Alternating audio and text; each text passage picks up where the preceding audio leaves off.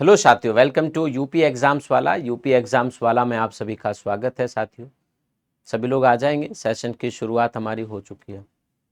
साथियों, जो एक एक वन शॉट शुरू हुई है हमारी, है ना, उसमें एक बढ़िया सी क्लास आज रहने वाली है। शुरुआत करूंगा यहाँ से, पेपर तक आपका वन शॉट के थ्रू एक बार फिर से थ्योरी कवर हो जाए। आज उत्तर प्रदेश से ही शुरुआत करूंगा, बेसिक से शुरुआत करूंगा, तो आप सभी लोग आ जाओ। चलिए फिर हम लोग शुरू करते हैं। दोस्त, आप सब जानते हैं, है ना, क्योंकि यहाँ से सवाल बनते हैं, तो आप सब लिख लीजिए ऊपर उत्तर प्रदेश। नोट्स बना लीजिए प्लीज़, अगर आप बना सकते हैं। तो नहीं बना सकते तो आराम से बैठ के, है ना, क्लास को सुनिए, क्लास को देखिए और अपनी ज्ञान को, अपना रिवीजन जो है उसको करिए दोबारा से, है ना। उत्तर प्रदेश, उत्तर प्रदेश, इसका नाम क्यों पड़ा होगा, इसका मुझे ठोस कारण तो कोई नहीं पता, लेकिन ये हो सकता है कि भारतीय नक्शे पर जब आप उत्तर प्रदेश को देखेंगे तो उत्तरी हिस्से में दिखाई पड़ेगा आपको, नॉर्थ साइड में, न नॉर्थ पश्चिम कहते हैं ना, पश्चिमोत्तर, न पश्चिम उत्तर पश्चिम और न उत्तर पूर्व, बीचों बीच उत्तर में दिखाई देगा। उत्तर प्रदेश के पूर्व में जाओगे तब भी आपको भारत का एक लंबा विस्तार दिखेगा, उत्तर प्रदेश के पश्चिम में जाओगे तब भी एक भारत का लंबा विस्तार देखने को मिलेगा। इसीलिए सिर्फ उत्तर प्रदेश को ही उत्तर प्रदेश कहा गया है ना। किसी, अब आप कहोगे कि सर भारत के उत्तरी हिस्से में तो उत्तराखंड भी पड़ता है, हिमाचल प्रदेश भी पड़ता है, कश्मीर भी पड़ता है, पंजाब भी पड़ता है, तो इनको क्यों नहीं कहा गया उत्तर प्रदेश? उत्तर प्रदेश को ही क्यों कहा गया? तो आप नक्शा अगर देखेंगे, है ना, जैसे आप, अगर मैं नक्शा बनाने का प्रयास करूं, छोटा सा नक्शा बनाऊंगा, है ना, इस प्रकार से, है ना, बस छोटा सा बना दिया मैंने, थोड़ी बहुत खामी भी हो सकती है इसमें।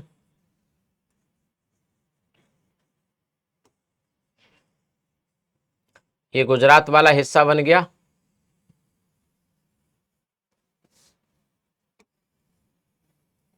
ठीक है। ये बन गया हमारा उत्तर प्रदेश, अब सॉरी भारत। हालांकि बहुत सही नहीं बना है, लेकिन कोई बात नहीं।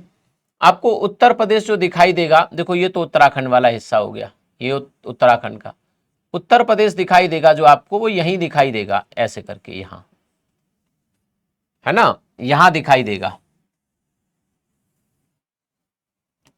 और थोड़ा सा इसको अच्छा सा कर लेते हैं,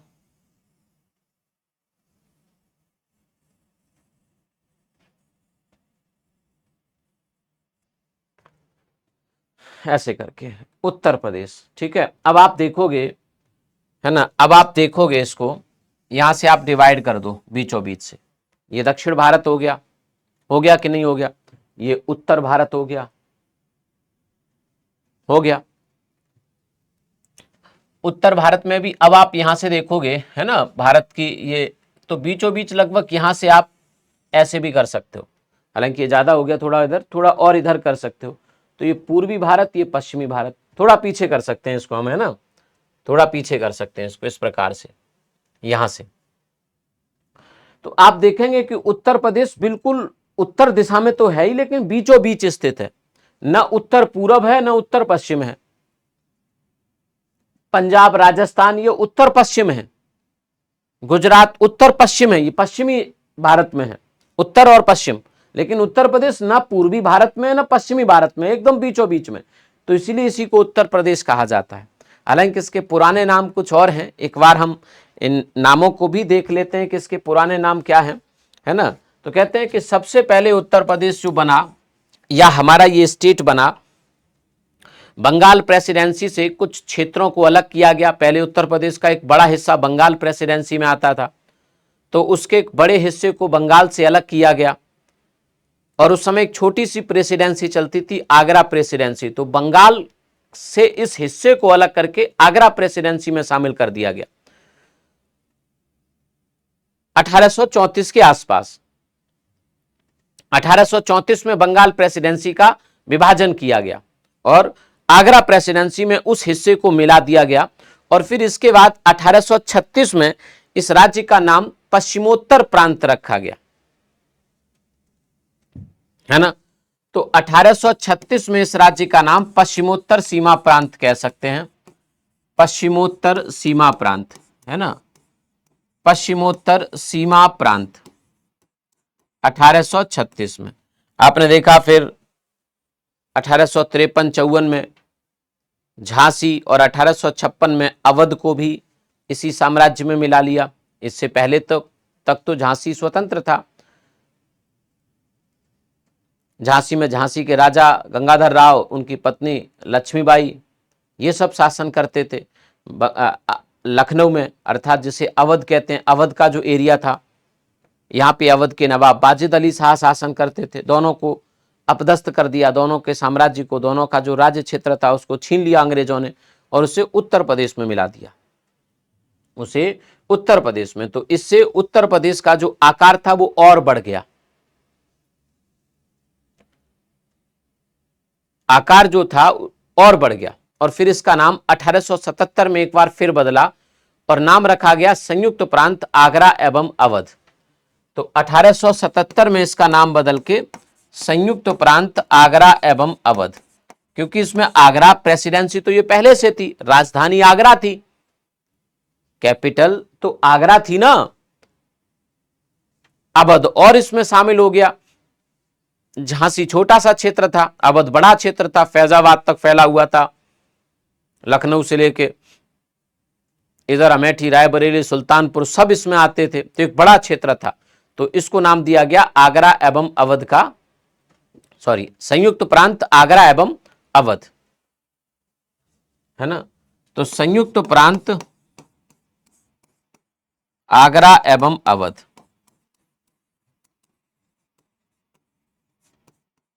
ठीक है। 1902 में एक बार फिर नाम परिवर्तन हुआ और आगरा एवं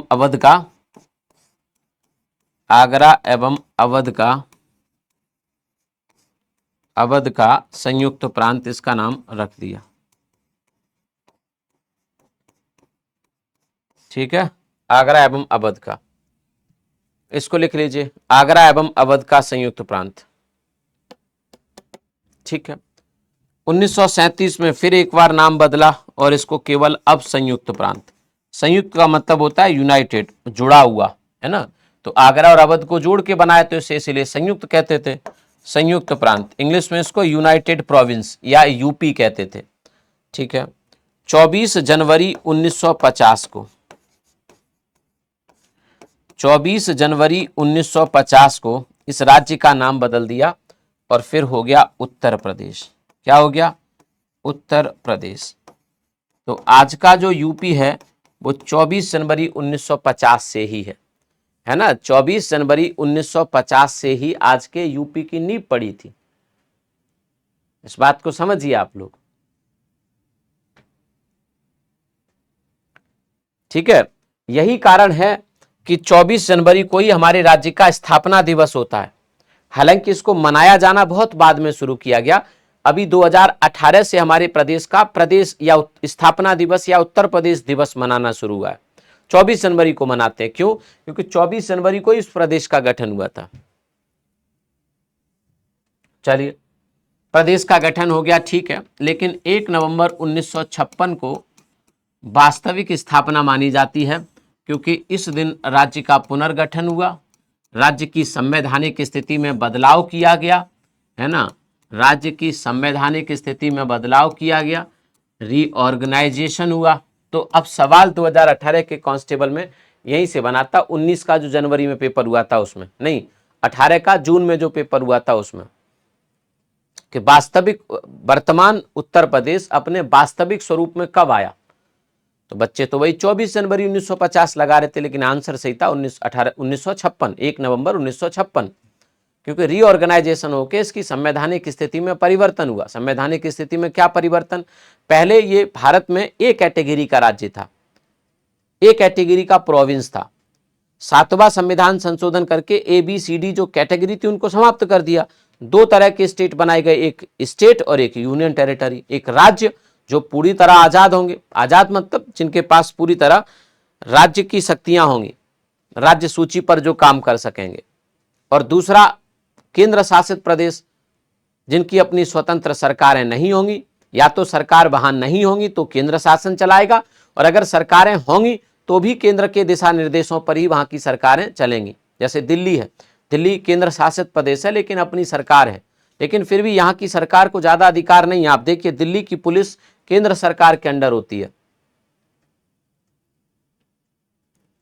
कानून व्यवस्था केंद्र सरकार के अंडर होती है, जमीन केंद्र सरकार के पास है, भूमि से संबंधित मामले दिल्ली में, अगर दिल्ली सरकार को अगर कोई हॉस्पिटल भी खोलना हो, स्कूल भी खोलना हो, तो केंद्र सरकार से उनको जमीन लेनी पड़ेगी। तो सारे अधिकार नहीं है उनको, और जो अधिकार हैं भी, जो शक्तियां हैं भी, उन शक्तियों पर अंतिम अधिकार एलजी का होता है। मुख्यमंत्री से भी बड़ा एलजी होता है दिल्ली में। एलजी के पास वास्तविक शक्तियां होती हैं, गवर्नर की तरह ऐसे नामात्र की शक्तियां नहीं होती हैं एलजी के पास। एलजी मुख्यमंत्री से ज्यादा ताकतवर है दिल्ली में। बाकी राज्यों में राज्यपाल होते हैं, लेकिन राज्यपाल ताकतवर नहीं होते। जैसे यूपी है, यूपी में सबसे बड़ा पद राज्यपाल है, मुख्यमंत्री दूसरे नंबर का पद होता है, लेकिन सबसे ताकतवर मुख्यमंत्री है पूर्ण राज्य जो होते हैं। यही अंतर है दोनों में।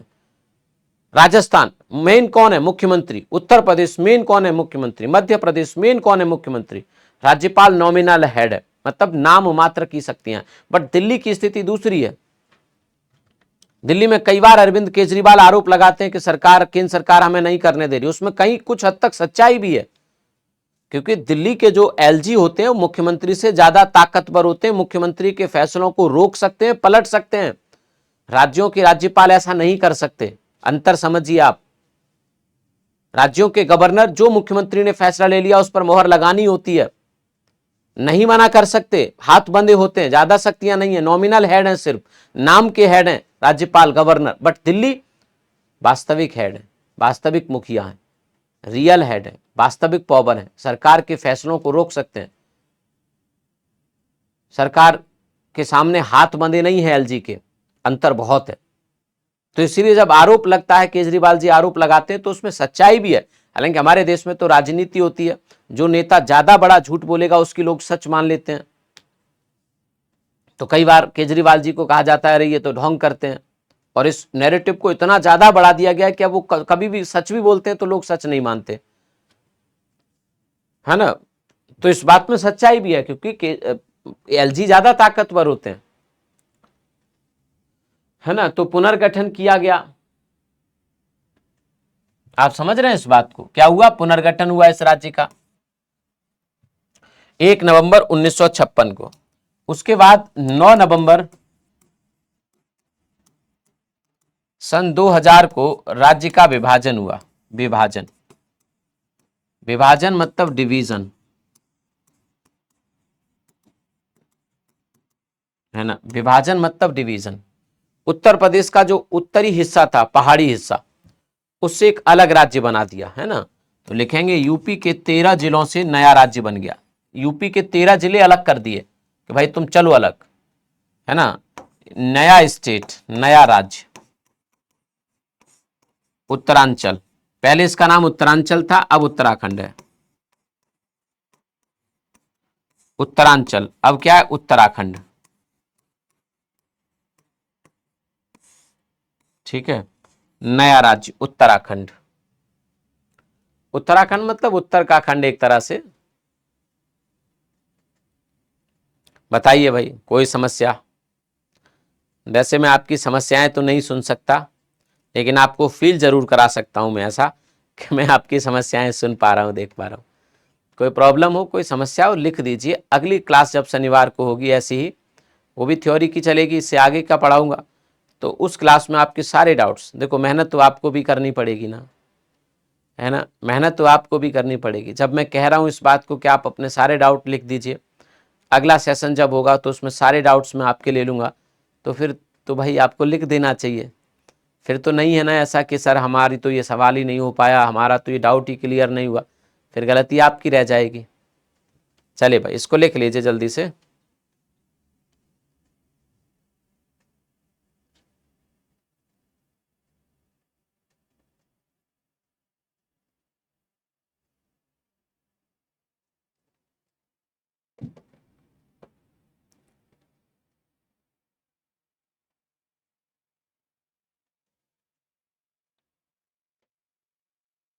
चलिए अब राजधानी एक बार देख लेते हैं, कैपिटल है ना, कैपिटल राजधानी। राजधानी का मतलब होता है जहां से सरकार चलती है ना। तो 1836 में राजधानी आगरा बना था, आगरा। क्रांति के बाद 1858 में राजधानी इलाहाबाद बना दी, अब प्रयागराज कहते हैं इसको, है ना, इलाहाबाद, अब प्रयागराज, अब प्रयागराज। ठीक है भाई, अब प्रयागराज। ठीक, चलिए फिर 1921 से राजधानी लखनऊ।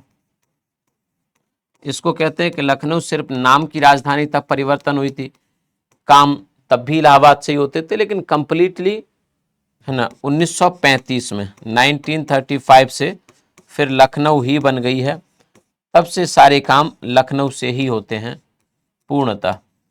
तो 1935 मतलब लगभग 89 ईयर हो गए, 90 मान लीजिए, 90 साल हो गए, लगभग 90 सालों से हमारी राजधानी लखनऊ है ना। 19 ईयर से हमारी राजधानी बच्चे लखनऊ है। इसको आप लोग लिख लीजिए, सभी साथी, सभी विद्यार्थी, सभी दोस्त।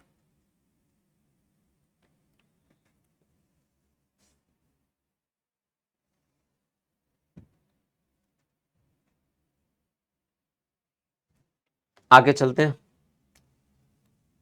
ठीक है, एरिया, उत्तर प्रदेश का एरिया है ना, लिखेंगे यूपी का, यूपी भारत का, भारत का,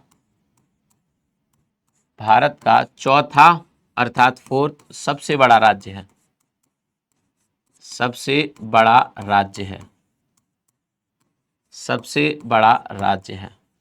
ठीक है, चौथा क्षेत्रफल अर्थात एरिया कितना है, 2,40,928 वर्ग किलोमीटर, 2,40,928 वर्ग किलोमीटर। ये उत्तर प्रदेश का एरिया है, क्षेत्रफल है 2,40,928। लिखेंगे जो भारत का, जो भारत के कुल क्षेत्रफल का,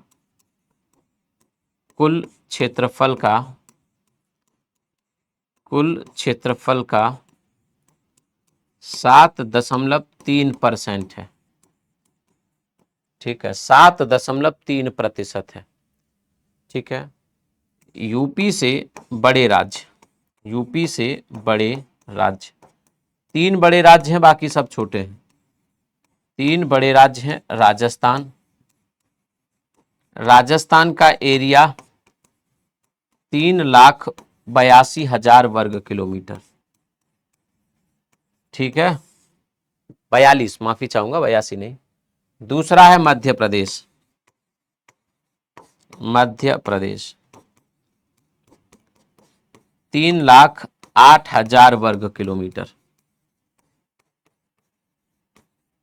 ठीक है, तीसरा है महाराष्ट्र, तीसरा कौन है बच्चे, महाराष्ट्र, 3,07,000 वर्ग किलोमीटर। लिखिए 3,07,000 वर्ग किलोमीटर, लिखिए भाई जल्दी से।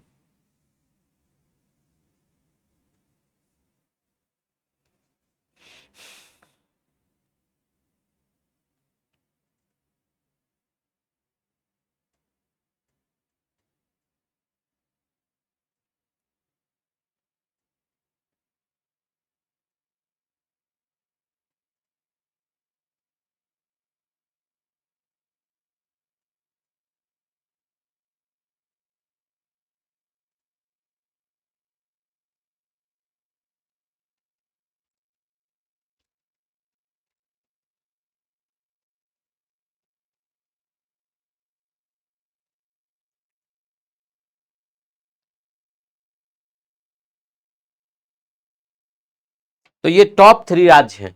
सन 2000 से पहले मध्य प्रदेश सबसे बड़ा राज्य था, क्योंकि मध्य प्रदेश से 2000 में एक नया राज्य बन गया छत्तीसगढ़। छत्तीसगढ़ का कुल एरिया पता है कितना है, कितना है छत्तीसगढ़ का कुल एरिया? 1,35,000। तो जब आप इसमें 1,35,000 जोड़ेंगे ना मध्य प्रदेश में, तो कितना हो जाएगा? लगभग 4,43,000। और आप जानते हो 4,43,000 का मतलब कितना? आधा पाकिस्तान। आधा पाकिस्तान, लगभग 9 लाख वर्ग किलोमीटर का एरिया है पाकिस्तान के पास।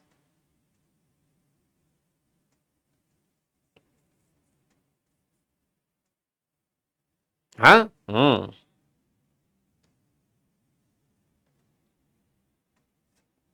चलो भाई, आप लिखिए इस बात को।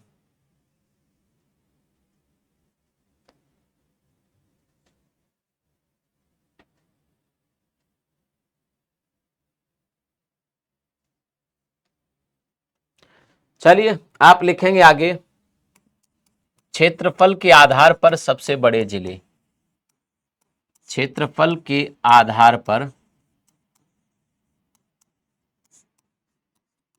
पर जिले, है ना? तो लार्जेस्ट कौन कौन है? सबसे पहला है लखीमपुर खीरी। लखीमपुर खीरी प्रदेश का सबसे बड़ा, 7,680 वर्ग किलोमीटर, ट्वाइस ऑफ गोवा, है ना? गोवा का double, twice of Goa, Goa का double Lakhimpur Kheri. Second largest है आपका सोनभद्र। सोनभद्र 6,788 या कई जगह 6,905 वर्ग किलोमीटर भी देखने को मिलता है। ठीक है, तो लिख लीजिए सोनभद्र। स्मॉलेस्ट, स्मॉलेस्ट कौन सा जिला है? तो स्मॉलेस्ट है हापुड़। हापुड़ है केवल 660 वर्ग किलोमीटर। इससे, है ना, दूसरा सबसे स्मॉलेस्ट है भदोही, लगभग 1,015 वर्ग किलोमीटर। भदोही दूसरा स्मॉलेस्ट है ना? लिखिए जल्दी से।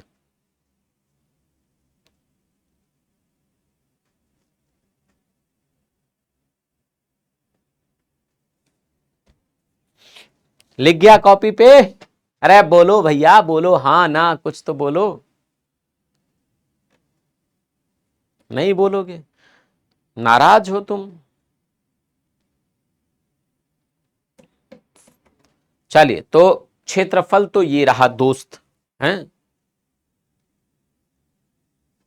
चलिए, क्षेत्रफल तो दो ये रहा। अब हमारे उत्तर प्रदेश को अगर आप बात करोगे, है ना, हमारे उत्तर प्रदेश को आप बात करोगे तो प्रशासनिक आधार पे कई क्षेत्रों में डिवाइड भी किया जाता है। इसे बताता हूं मैं कौन से। एक बार एक मैप देखिएगा, उस मैप से समझ आएगा फिर आपको।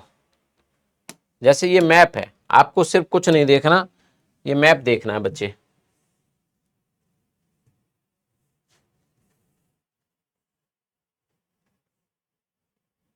लुढ़कना नहीं है भाई, लुढ़कना नहीं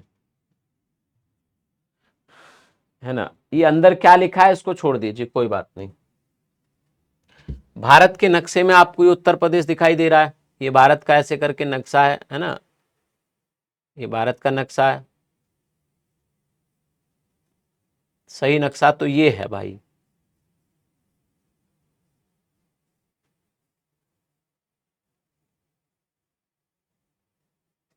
अब मैं भाई देखो पेंटर तो हूं नहीं जो सही नक्शा बना सकता हूं, ठीक है? ये है, इसमें आप देखोगे कि उत्तर प्रदेश का नक्शा ये रहा, ये रहा अपना यूपी। क्यों बालको? ये रहा अपना यूपी। आप देखोगे बीचों बीच है, ना इधर है ना इधर है, एकदम बीच में पड़ता है। अगर आप यहां से लाइन खींचोगे पूर्वी और पश्चिमी भारत की, तो बीचों बीच में पड़ता है दोस्त। ठीक है सर, हम सब समझते हैं, आप चिंता ना करो। अब मैंने कहा था कि हमारे उत्तर प्रदेश को हम कई हिस्सों में डिवाइड भी करते हैं प्राकृतिक प्रशासनिक रूप से, है ना? जैसे ये जो हिस्सा आप देखेंगे यहां पे, ये जो हिस्सा आगरा, आगरा के बाद फिरोजाबाद, फिर इटावा, तो इसके नीचे का जो हिस्सा आप देखेंगे, इसको हमारे प्रदेश में कहते हैं, है ना, इस हिस्से को मैं बताता हूं आपको कौन से हिस्से को, चित्रकूट, फिर आगे यहां तक, है ना। ये जो हिस्सा आपको दिखाई दे रहा है, ध्यान से समझिए भाई, है ना, ये जो हिस्सा दिखाई दे रहा है उत्तर प्रदेश का एकदम दक्षिणी भाग है ये, है ना, दक्षिणी सिरा, इसको हमारे प्रदेश में कहते हैं मेरे दोस्त बुंदेलखंड। क्या कहते हैं? बुंदेलखंड कहते हैं। इसमें 7 जिले आते हैं, है ना। इसको क्या कहते हैं मेरे दोस्त? बुंदेलखंड कहते हैं। इसमें 7 जिले आते हैं।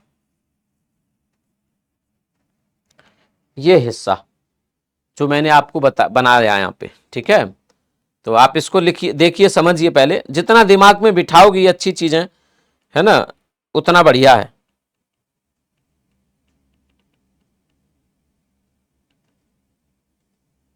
उतना अच्छा है भाई।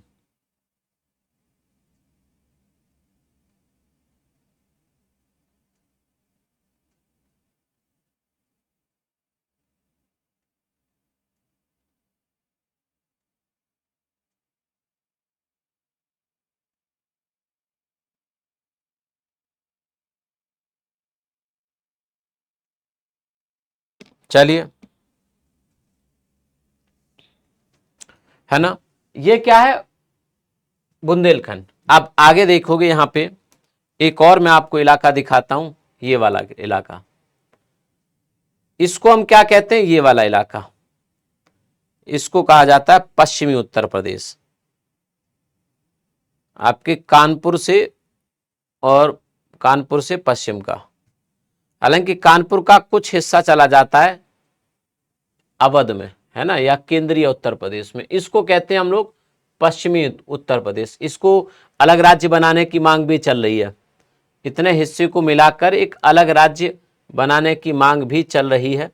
यह हिस्सा कहलाता है पश्चिमी उत्तर प्रदेश, है ना, पश्चिमी उत्तर प्रदेश। हालांकि इसमें कुछ हिस्सा अवध में चला जाता है, जैसे कानपुर नगर चला जाता है, कानपुर देहात इधर रह जाता है ना, ऐसा है, ऐसा मानिए आप। यह हिस्सा कहलाता है पश्चिमी उत्तर प्रदेश। आप समझ रहे हैं मेरी इस बात को? पश्चिमी उत्तर प्रदेश, जो मैंने पिंक से कर दिया, इतना सिर्फ। और इसके जस्ट नीचे का आपका बुंदेलखंड, आपका यह हिस्सा अवध कहलाता है, जो मैं बना रहा हूं, ये वाला हिस्सा अवध कहलाता है ना। ये वाला हिस्सा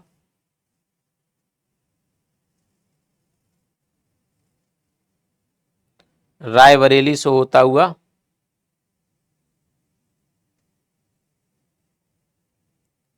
है ना, इसको मध्य उत्तर, सॉरी, केंद्रीय उत्तर प्रदेश कहते हैं। इसको क्या कहते हैं? केंद्रीय उत्तर प्रदेश, सेंट्रल यूपी। ये रहा आपका सेंट्रल यूपी। ये जो ग्रीन कर दिया मैंने, ये रहा आपका सेंट्रल यूपी। ठीक है, सेंट्रल यूपी हो गया, है ना। बाकी का ये जो बचा हिस्सा, आजमगढ़, वाराणसी, गाजीपुर, बलिया, है ना, भदोही, मिर्जापुर, आपका देवरिया, गोरखपुर, ये सब पूर्वांचल कहलाता है। फिर क्या कहलाता है? पूर्वांचल, ईस्ट यूपी या पूर्वांचल, है ना। तो ये रहा आपके उत्तर प्रदेश का कुछ हिस्सा। आपने, मुझे लगता है, अच्छे से देखा। यहाँ पे राजधानी बीचों बीच हमारी लखनऊ उत्तर प्रदेश में यहाँ पे है, काफी पीछे भी है, साइड में काफी सारी, है ना। चलिए आगे चलते हैं। तो अब मैंने कहां तक करा दिया था आपको? हम बात कर रहे थे क्षेत्रफल के आधार पर लखीमपुर खीरी और ये सारी चीजें। ठीक है भाई, है ना। यहां तक बात को मुझे लगता है आप समझ गए होंगे। अब आ जाते हैं हम लोग जनसंख्या, जनसंख्या के आधार पे, है ना, जनसंख्या के आधार पे आ जाते हैं। पॉपुलेशन, पॉपुलेशन की जब बात करेंगे मेरे दोस्त, तो उत्तर प्रदेश की पॉपुलेशन है 2011 के अनुसार 19,98,12,341, 12,341, या ऐसे लिख देते हैं इसको 19.98 करोड़, 19.98 करोड़, 19,98,12,341, आप इसको समझिएगा। ठीक है, 19.98 करोड़ यूपी की जनसंख्या है, जो भारत के कुल जनसंख्या की, है ना, जो भारत की कुल जनसंख्या कुल जनसंख्या की, है ना, जो भारत की कुल जनसंख्या की 16.5% है, 16.5% है। ठीक है। डिस्ट्रिक्ट की बात करें, जिले जिनमें सबसे ज्यादा जनसंख्या है, लार्जेस्ट डिस्ट्रिक्ट है बेटा प्रयागराज। जनसंख्या में प्रयागराज सबसे बड़ा। कितनी पॉपुलेशन है? 59 लाख, 59,54,000। ठीक है। स्मॉलेस्ट कौन सा है? महोबा, 8,75,000, है ना, 8,75,000।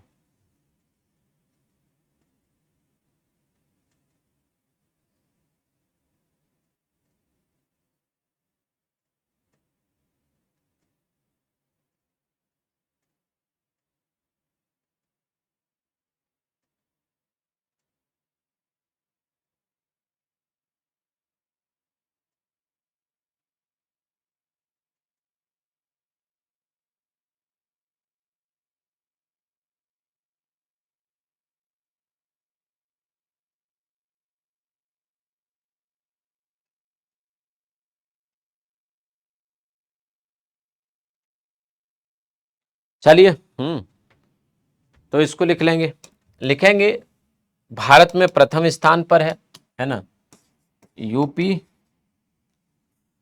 यूपी भारत का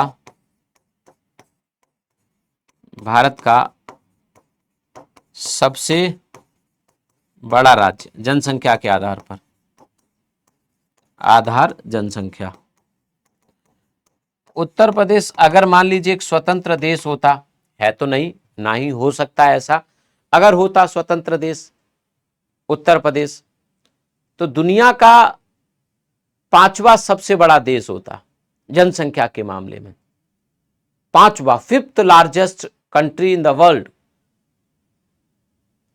बहुत बड़ी बात होती ना। पहला कौन होता? अगर यूपी स्वतंत्र होता तो पहला भारत होता, या पहला चाइना होता, फिर चाइना होता, भारत तो फिर सेकंड पे आ जाता, क्योंकि अगर उत्तर प्रदेश उसमें से निकल जाता तो 140 करोड़ में से 25 करोड़ निकल जाएंगे तो 115 करोड़ बचेंगे, तो चाइना ऑब्वियस बात है पहले पे हो जाता। तो पहला चाइना, दूसरा भारत, तीसरा अमेरिका, चौथा इंडोनेशिया, 5वां उत्तर प्रदेश होता। हालांकि पाकिस्तान भी कम नहीं है, पाकिस्तान की आबादी भी 25 करोड़ हो चुकी है, जो कि लगभग उत्तर प्रदेश के बराबर है। ब्राजील को पीछे छोड़ दिया हमने, लेकिन पाकिस्तान की आबादी ऑलमोस्ट उत्तर प्रदेश के बराबर है। उनका क्षेत्रफल हमसे ट्रिपल है, हमारे उत्तर प्रदेश से। हमारा 2.5 लाख वर्ग किलोमीटर है, उनका 9 लाख वर्ग किलोमीटर है, ट्रिपल से भी ज्यादा है। लेकिन उनकी जनसंख्या हमारे ही बराबर है, हमारी 25 करोड़, उनकी भी 25 करोड़। क्षेत्रफल उनके पास काफी ज्यादा है। तो इस हिसाब से तो भाई जमीन वगैरह की कमी नहीं होनी चाहिए पाकिस्तान में, क्योंकि भाई जब हमारा उत्तर प्रदेश इतनी सारी पॉपुलेशन को संभाल पा रहा है, सब समृद्ध है, सब ठीक है, उतनी गरीबी भी नहीं है हमारे उत्तर प्रदेश में, तो पाकिस्तान तो और बेहतर स्थिति में होना चाहिए, वहां के किसानों के पास जमीनें ज्यादा होनी चाहिए। ऐसा नहीं है। क्यों? क्योंकि पाकिस्तान का एक बड़ा इलाका रेगिस्तान है। पश्चिमी पाकिस्तान जाओ तो उधर ईरान के बॉर्डर पे वहां भी रेगिस्तान है। पाकिस्तान का उत्तरी इलाका पर्वतीय है, हिंदुकुश पर्वत और काफी सारे पर्वत हैं, और एक बड़ा इलाका बाढ़ से प्रभावित भी है। उत्तर प्रदेश में इन सब समस्याओं से मुक्ति है। रेगिस्तान नहीं है, पर्वतीय इलाका नहीं है ज़्यादा, जो है बढ़िया खेती योग्य है, उपजाऊ बहुत है यहाँ की मिट्टी, गंगा यमुना का मैदान है, नदियों से निर्मित है। बाढ़ हालांकि आती है कुछ समय पे, जैसे अभी उत्तर प्रदेश में 22-23 जिले बाढ़ से प्रभावित हैं, लेकिन बाकी सब परफेक्ट है। तो उत्तर प्रदेश में, अर्थात जहाँ हम रहते हैं, वो आपको सच बताऊं तो दुनिया का सबसे उपजाऊ जमीन मानी जाती है। आपका जन्म दुनिया की सबसे उपजाऊ जमीन पे हुआ है, फिर भी अगर आपको शिकायत है अपने जीवन से, ईश्वर से, तो गलत बात है।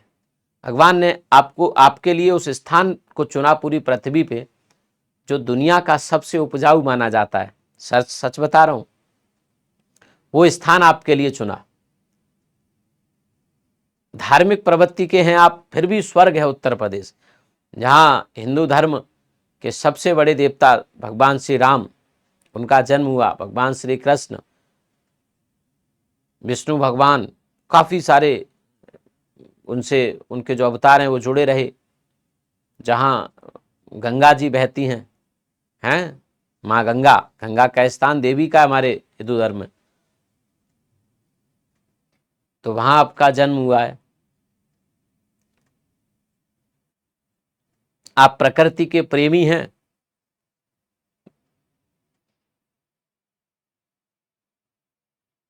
तो आपको हर तरह का माहौल उत्तर प्रदेश में मिल जाएगा। पठारी क्षेत्र भी मिलेंगे, नदी क्षेत्र भी मिलेंगे, पर्वतीय क्षेत्र भी मिलेंगे उत्तर प्रदेश में, मैदानी इलाका भी मिलेगा, सब कुछ है ना। चलिए, नदियों का संगम है, बताइए इससे बड़ा क्या होगा। देखिए, ऐतिहासिक, इतिहास के प्रेमी हैं तो इतिहास से बहुत लगाव रहा है उत्तर प्रदेश का। लिखिए जल्दी।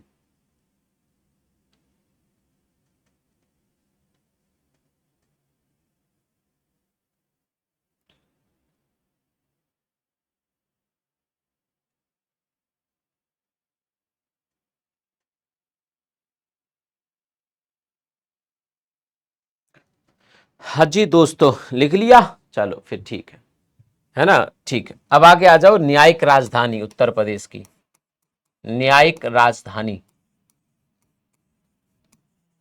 न्यायिक राजधानी का मतलब है जहां उत्तर प्रदेश का सबसे बड़ा न्यायालय है। आप सब जानते हैं उत्तर प्रदेश में एक हाई कोर्ट है। 1866 में हाई कोर्ट की स्थापना हुई थी, हाई कोर्ट की स्थापना हुई थी, है ना। और ये स्थापना आगरा में हुई थी। कहां पे हुई थी? आगरा में, है ना। लिखेंगे परंतु 1869 में इलाहाबाद में, है ना, इलाहाबाद में इसको स्थानांतरित कर दिया गया और तब से इसका नाम इलाहाबाद हाई कोर्ट है। आज तक इसका नाम यही है, इलाहाबाद हाई कोर्ट। आज तक इसका नाम इलाहाबाद हाई कोर्ट ही है, लिख लीजिए इसको। आज तक इसका नाम क्या बच्चे? इलाहाबाद हाई कोर्ट ही है।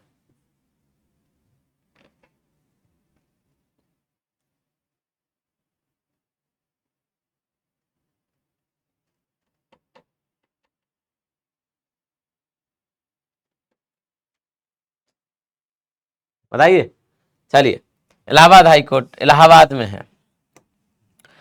अब इसकी ना एक खंडपीठ है, खंडपीठ मतलब एक बेंच, है ना, एक बेंच। और बेंच कहाँ है? लखनऊ में, लखनऊ, लखनऊ। बेंच कहाँ है इसके? लखनऊ में। कहाँ पे? लखनऊ में। लिख लीजिए भाई, इसके एक बेंच है जो कि लखनऊ में है। लिखिए जो दोस्त, ठीक है। अब मांग क्या चलती है हमारे उत्तर प्रदेश में? बहुत लंबे समय से पश्चिमी उत्तर प्रदेश के लोग, पश्चिमी यूपी के लोग मांग कर रहे हैं बहुत लंबे समय से कि भैया एक बेंच हमारी मेरठ में या आगरा में होनी चाहिए। बहुत लंबे समय से मतलब डिमांड है। जब आप छोटे रहे होंगे, आज से 15 साल पहले, 2008-9 के आसपास की बात मैं बता रहा हूं, उस समय खूब आंदोलन भी हुए पश्चिम उत्तर प्रदेश में कि भाई एक बेंच मेरठ में होनी चाहिए। इस पे कमेटी भी बनी थी, आपको शायद याद हो। कमेटी ने सिफारिश भी की, हाँ होना तो चाहिए। आप मुझसे पूछो क्या सर होना चाहिए, मैं भी चाहता हूं होना तो चाहिए भाई। इसके पीछे का कारण है, कारण यह है भाई, आप अगर मान लीजिए मेरठ में रहते हैं, सहारनपुर में रहते हैं, शामली में रहते हैं, बागपत में रहते हैं, गौतम बुद्ध नगर में रहते हैं, गाजियाबाद में रहते हैं, मुजफ्फरनगर में रहते हैं, हापुड़ में रहते हैं, तो यहां से अगर आपको न्याय लेने हाई कोर्ट जाना पड़े, समझ रहे हैं आप, हाई कोर्ट जाना पड़े,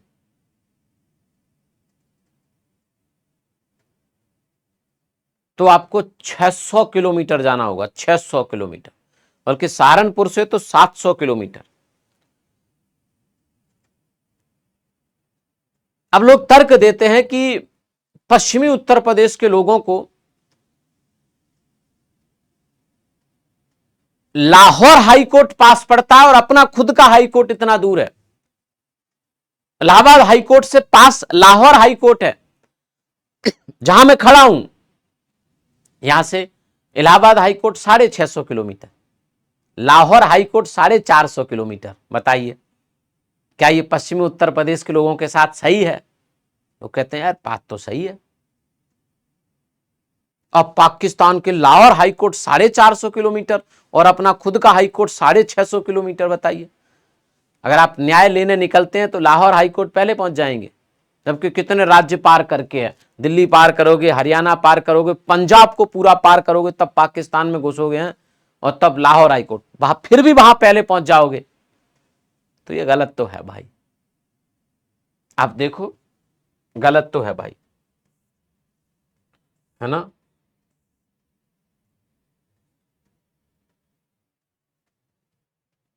हम्म।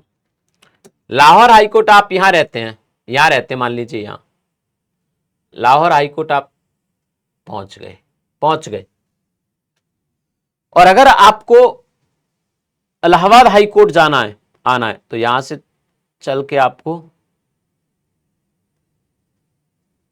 यहां आना पड़ेगा। मींस आपको यहां से चल के यहां आना पड़ेगा। बताइए, 650 किलोमीटर। या आप यहां भी रहते हैं, कहीं भी रहते हैं, यहां से चल के आपको लाहौर हाईकोर्ट आप पहले पहुंच सकते हैं। तो भारत में भैया जितना दूर उत्तर प्रदेश का हाईकोर्ट है ना, जितनी दूरी कवर उत्तर प्रदेश का हाईकोर्ट कर रहा है, उतनी दूरी तो भारत का दूसरा कोई हाईकोर्ट नहीं कर रहा। हालांकि फिर भी है, ऐसा नहीं है, जैसे अंडमान निकोबार द्वीप समूह के लोग हैं, उनको भी इतना ही आना पड़ता है। कलकत्ता हाईकोर्ट जब जाते हैं वो, तो इतना ही लगभग पड़ता है, इससे ज्यादा ही पड़ता है। महाराष्ट्र में भी जो पूर्वी महाराष्ट्र के लोग हैं, उनको जब बंबई हाईकोर्ट जाना होता है तो वो भी काफी दूर है। तो कहा कि इसमें थोड़ा बहुत बदलाव तो करना चाहिए। आप अगर यहां से इस हाईकोर्ट की एक बेंच यहां बना सकते हैं, तो भाई एक यहां भी बना सकते हैं कहीं आसपास, ताकि लोगों को यहां ना आना पड़े, है ना। या फिर प्रयागराज से उठा के आप यहीं रख दीजिए इसको,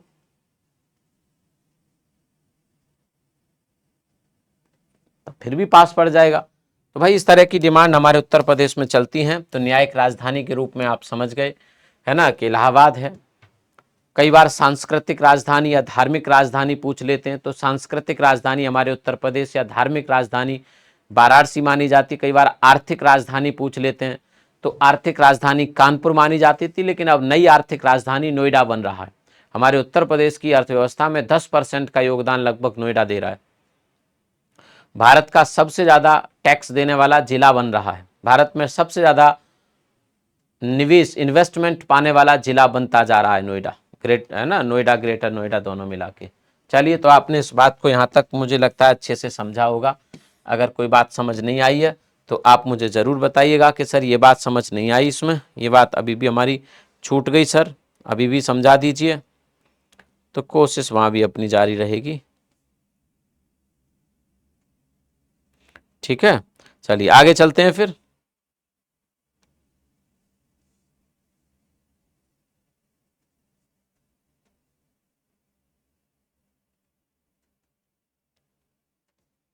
चलिए भाई, अब कई बार पूछा जाता है सबसे पूर्वी जिला, है ना, पश्चिमी जिला। तो आप लिखेंगे पूर्वी जिला सबसे पूरब में जो स्थित है नक्शे के आधार पे, अक्षांश के आधार पे, वो बलिया है ना, देशांतर के आधार पे, सॉरी। सबसे पश्चिमी जिला आपका शामली है ना। उत्तरी जिला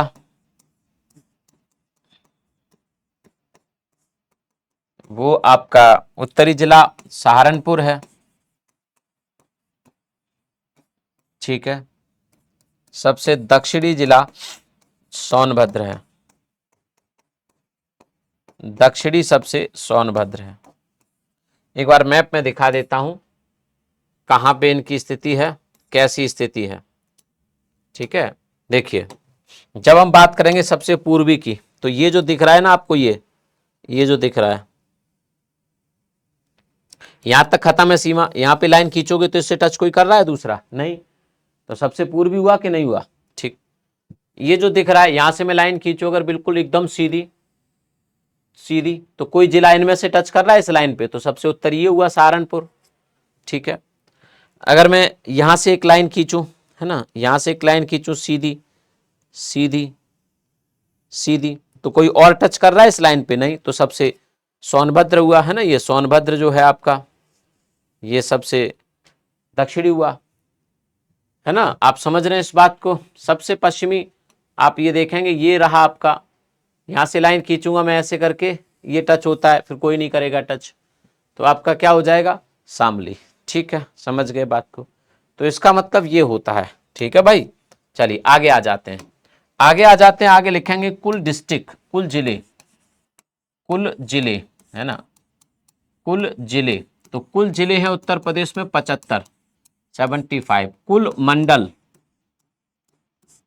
मंडल डिवीजन, कुल मंडल है उत्तर प्रदेश में 18। ठीक है, कितने? 18, 18 कुल मंडल है हमारे उत्तर प्रदेश में। हाँ, बस एक पानी पी लूं, आप लिखो तब तक।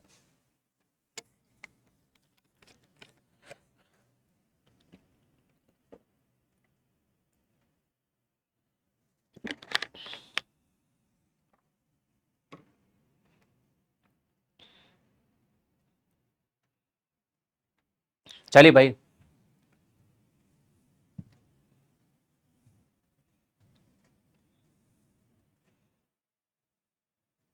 18।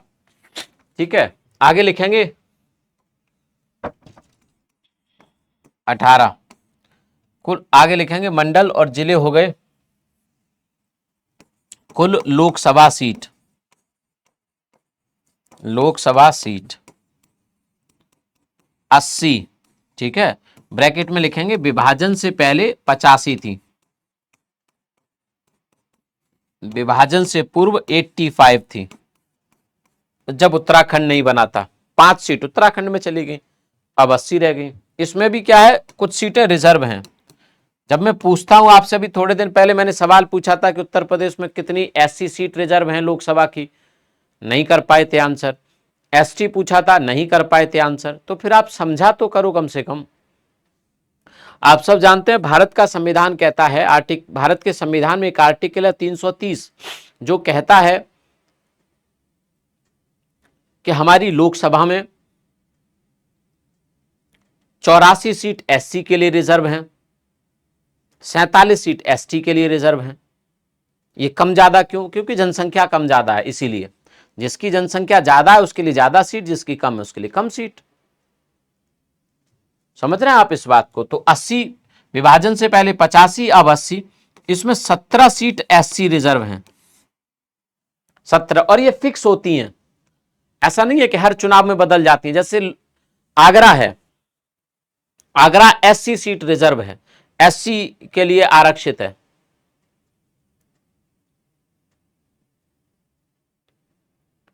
नगीना है, जहां से अभी चंद्रशेखर साहब चुनाव जीते हैं, नगीना एससी रिजर्व है। बुलंदशहर है, एससी रिजर्व है। मोहनलालगंज है लखनऊ के पास, एससी रिजर्व है। तो ऐसे करके 17 सीटें हैं, 17, जो एससी के लिए रिजर्व हैं। ओबीसी के लिए कोई सीट रिजर्व नहीं होती। और एसटी के लिए कोई सीट रिजर्व नहीं है, एसटी 0 है, क्योंकि उत्तर प्रदेश में पॉपुलेशन बहुत कम है, बहुत कम है।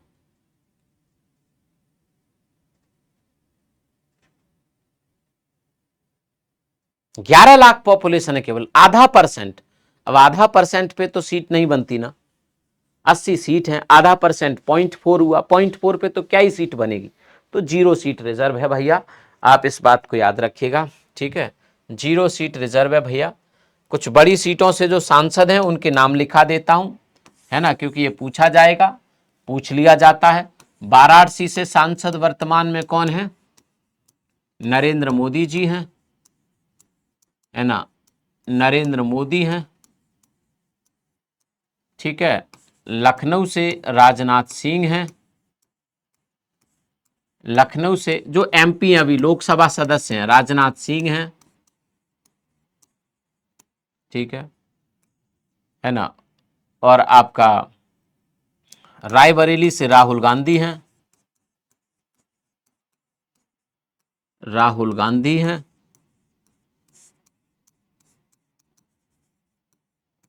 ठीक है।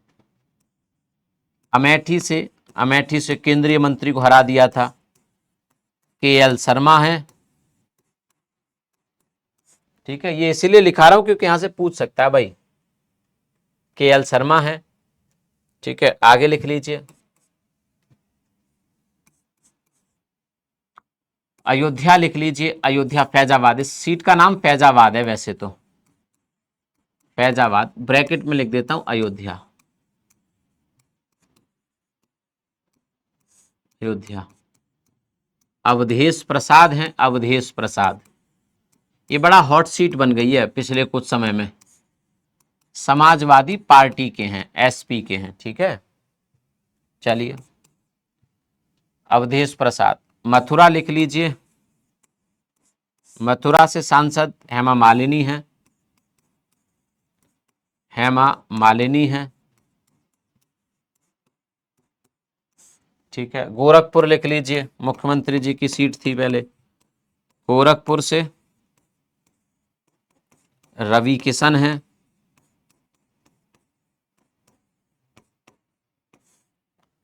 ठीक है, रवि किशन। चलिए, कन्नौज लिख लीजिए,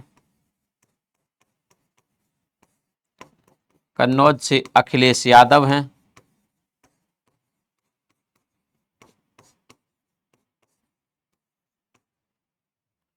ठीक है। मैनपुरी लिख लीजिए, मैनपुरी से आपके कौन है, डिम्पल यादव हैं, है ना, डिम्पल यादव हैं। तो ये कुछ बड़ी सीटें, हालांकि और भी सीट चाहो तो लिखा सकता हूं, लेकिन जरूरत नहीं है भाई।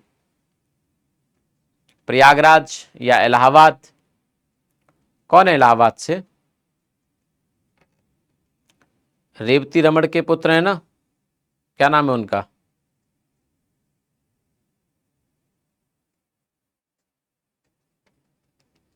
चलो इसको लिख लीजिए जल्दी से, फिर आगे चलते हैं।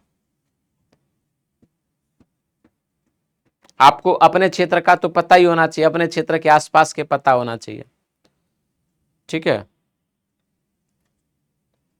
40-50 तो मुझे भी पता ही होंगे अब तो,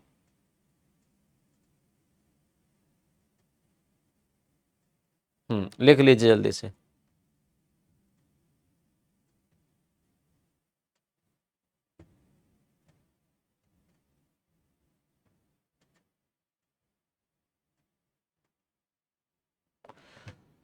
हाँ, अब आगे आ जाते हैं आपके राज्यसभा सीट, राज्यसभा सीट 31 है, 31, 10, 10, 11 ऐसे करके चुनाव होते हैं, एक बार में 10, फिर दूसरे हर 2 साल बाद होते हैं ना चुनाव, तो 10, 10, 11 करके चुनाव होते हैं। 31 राज्यसभा की सीटें, रिजर्वेशन नहीं होता राज्यसभा की सीटों में, ठीक है। विधानसभा, विधानसभा की सीटों की बात करें तो 403, है ना, 403, पहले 404 होती थी, जो एक एंग्लो इंडियन था उसे समाप्त कर दिया, ये आपको पता होना चाहिए, ये आपको पता होना चाहिए, क्योंकि यहां से सवाल बनता है एंग्लो इंडियन वाला, आप समझ रहे हैं इस बात को, एंग्लो इंडियन वाला सवाल बन चुका भाई साहब, पता होना चाहिए आप सबको।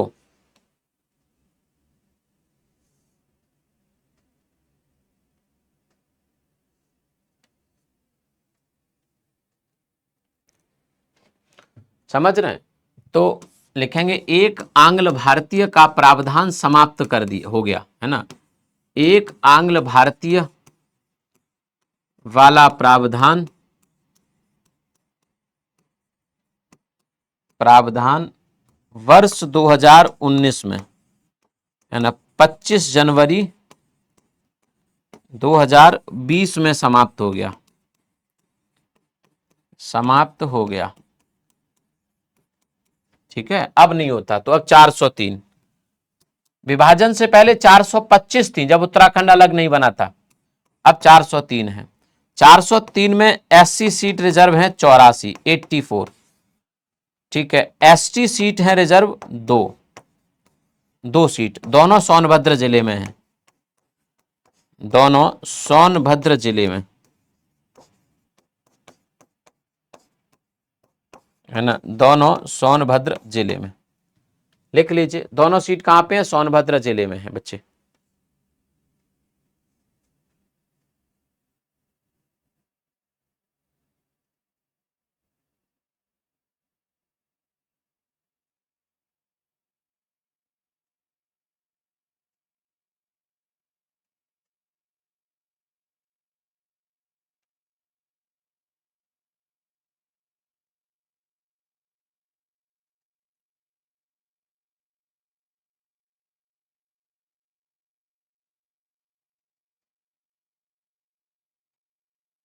चल, दोनों सोनभद्र जिले में।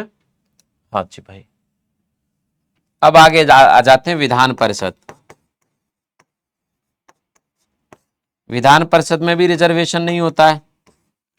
लेजिस्लेटिव काउंसिल बोलते हैं, इसमें 100 सीट हैं वर्तमान में। कितनी? 100। 100 को कैसे विभाजित करेंगे? 100 में से 10 सीट, है ना, 100 में से 38 विधानसभा द्वारा निर्वाचित होते हैं, विधानसभा द्वारा निर्वाचित, है ना। ठीक है सर। 36 स्थानीय,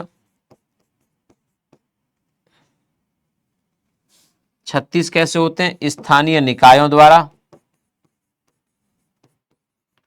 मतलब नगर पालिका, नगर निगम, इनके जो मेंबर होते हैं इनके द्वारा 36। ठीक है, बाकी 10 राज्यपाल द्वारा, राज्यपाल द्वारा मनोनीत, द्वारा मनोनीत।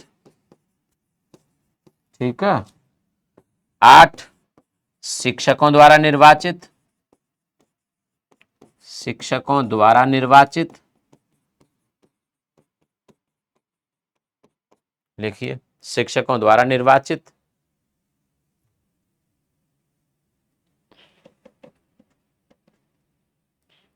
और 8 सीट स्नातकों द्वारा, 8 स्नातकों द्वारा। स्नातक मतलब जो ग्रेजुएट हैं। लिखिए,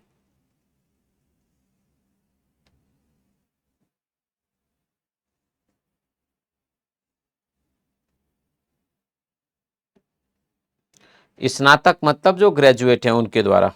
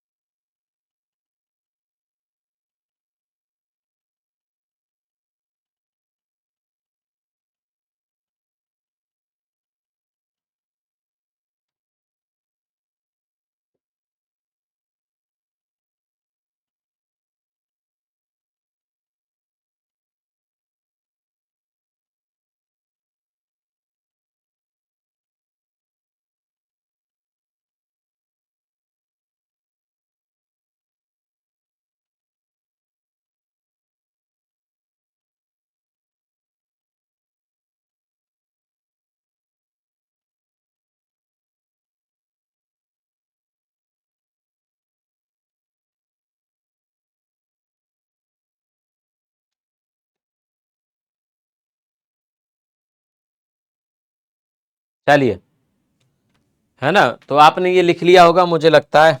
ठीक, नगर निगम की बात करें तो नगर निगम उत्तर प्रदेश में 17 है, 17 है ना। 10 लाख से अधिक आबादी वाले शहरों की बात करें, पहले तो सबसे बड़ा शहर लिख लेते हैं। सबसे बड़ा शहर की बात करें, सबसे बड़ा शहर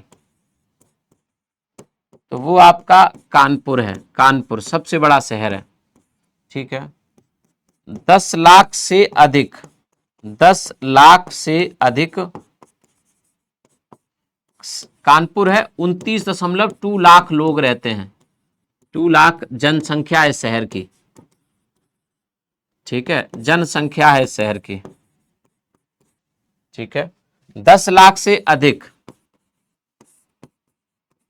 जनसंख्या वाले नगर 7 है। कौन कौन है, जिसमें कानपुर सबसे बड़ा है, लखनऊ दूसरा सबसे बड़ा है ना। फिर कई सारे हैं, गाजियाबाद, आगरा, आगरा, मेरठ और आपका वाराणसी। 10 लाख वालों में सबसे छोटा है प्रयागराज। प्रयागराज लिख लो, है ना, जल्दी लिख लो फटाफट से।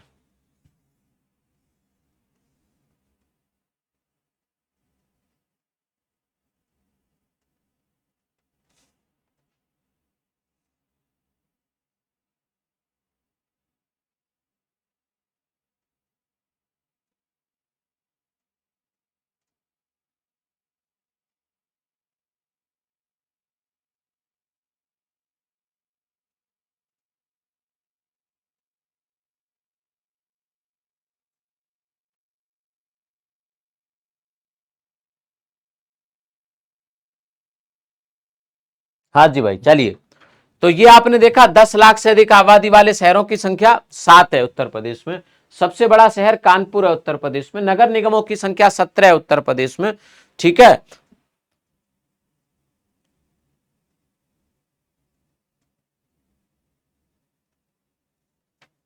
हाँ जी भाई,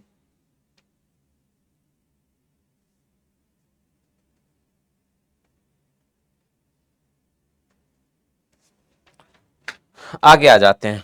अब प्रथम मुख्यमंत्री बता दीजिए कौन है प्रथम मुख्यमंत्री। गोविंद वल्लभ पंत, गोविंद वल्लभ पंत उत्तर प्रदेश के, ठीक है। 1937 व 1946 में बने, ठीक है। चलिएगा, प्रथम राज्यपाल। आजादी के बाद अगर देखें तो सरोजनी नायडू, है ना, सरोजनी नायडू। आजादी के बाद, संविधान लागू होने के बाद देखें तो एचपी मोदी। ओवरऑल देखें तो फ्रांसिस बर्नियर, है ना, नहीं नहीं सॉरी, माफी चाहूंगा, सर हरकोट बटलर। ओवरऑल देखें तो सर हरकोट बटलर, ठीक है। प्रथम विधानसभा अध्यक्ष, प्रथम विधानसभा अध्यक्ष पुरुषोत्तम दास टंडन 1937 में बने थे, है ना। प्रथम विधान परिषद सभापति, विधान परिषद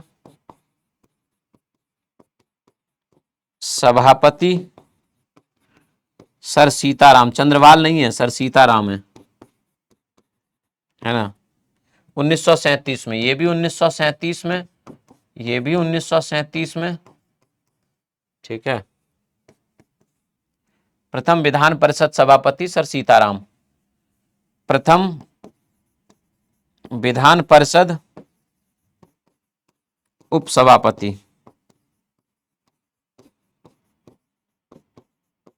उपसभापति बेगम एजाइज रसूल,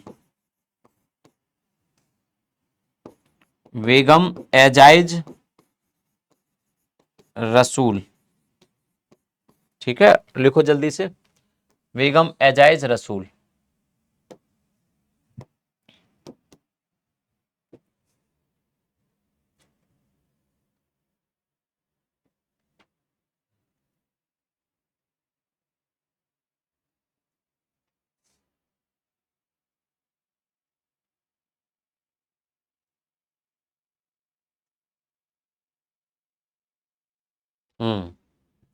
लिखेंगे प्रथम महिला मुख्यमंत्री,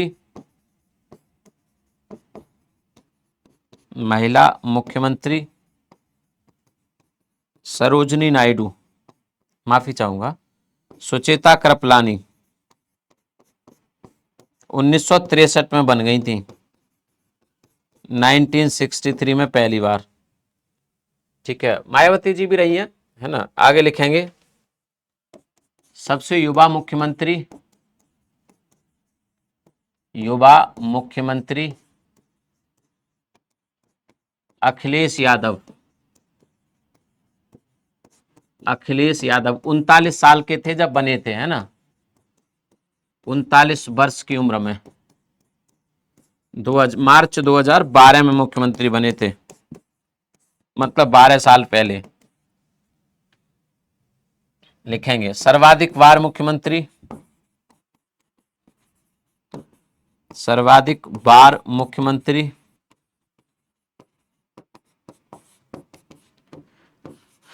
मायावती जी 4 बार, लिख लो 4 बार। आगे लिखेंगे राष्ट्रपति शासन,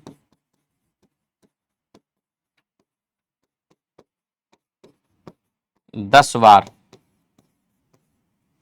कितनी बार? 10 बार। पहला 1968 में, प्रथम 1968 में, तब चौधरी चरण सिंह साहब मुख्यमंत्री थे। अंतिम 2002 में, 2002 में तब राजनाथ सिंह जी मुख्यमंत्री थे। यह भी सवाल पूछा जाता है, प्रदेश के मुख्यमंत्री जो पीएम बने, है ना, सीएम जो बाद में पीएम बने, जो पीएम बने, यह भी पूछा जाता है। चौधरी चरण सिंह साहब ये उत्तर प्रदेश के सीएम पीएम, है ना, सीएम भी रहे और भारत के पीएम भी रहे। बीपी सिंह सीएम भी रहे, भारत के पीएम भी रहे। विश्वनाथ प्रताप सिंह सीएम भी रहे, भारत के पीएम भी रहे। सीएम पीएम, है ना, कितना अच्छा लगता है, सीएम पीएम कितना अच्छा लगता है।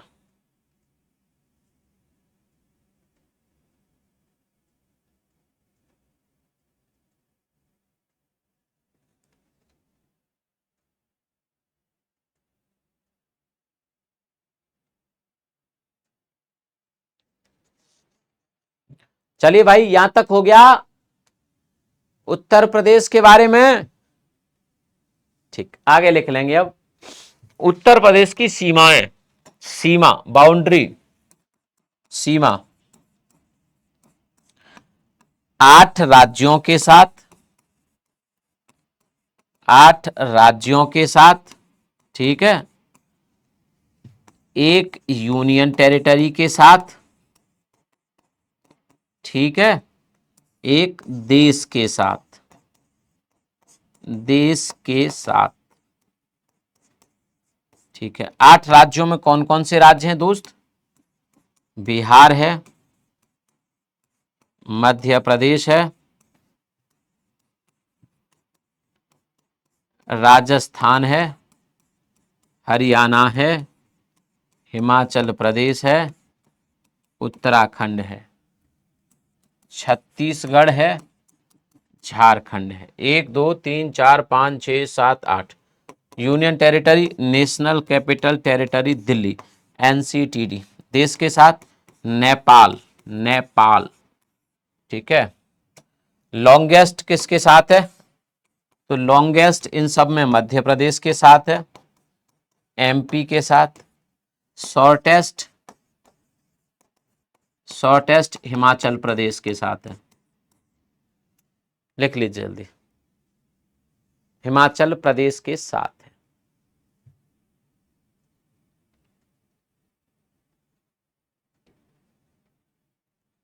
वही वाह।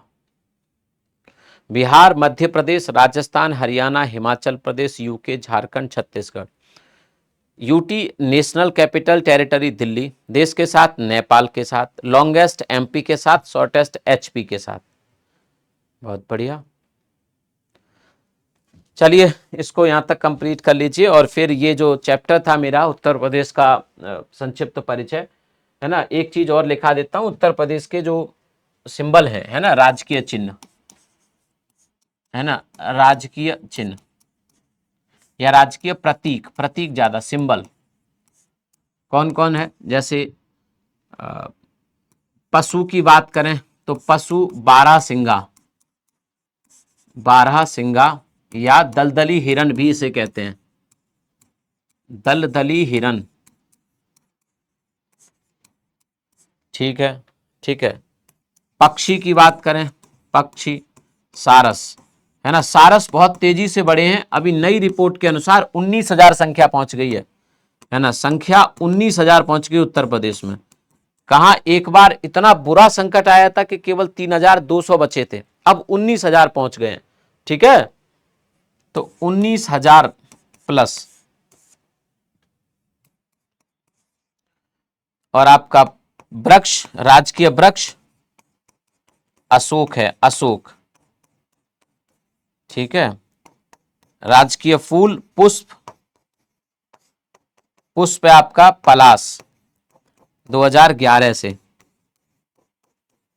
है ना, 2011 से। पहले क्या होता था, ब्रह्म कमल, ब्रह्म कमल। चलिए चौथा नंबर, नहीं चार तो ये हो गए ना।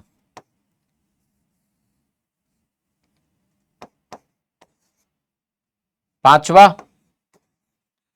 राजकीय मछली चीतल, चीतल। ठीक है, लिख लीजिए चीतल, राजकीय मछली चीतल बच्चे।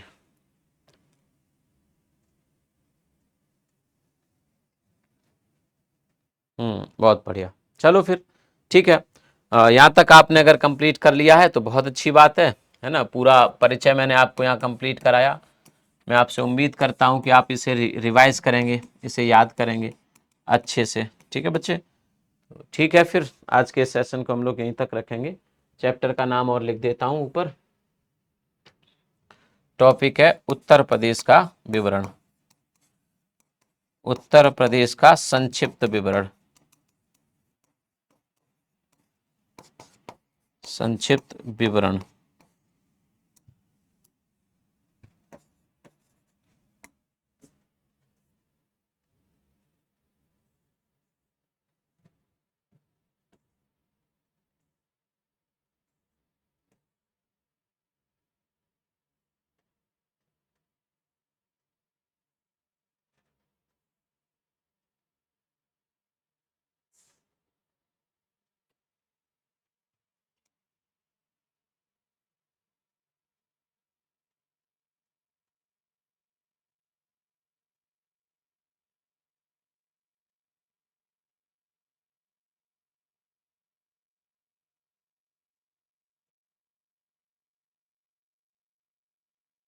चलो ठीक है फिर, थैंक यू।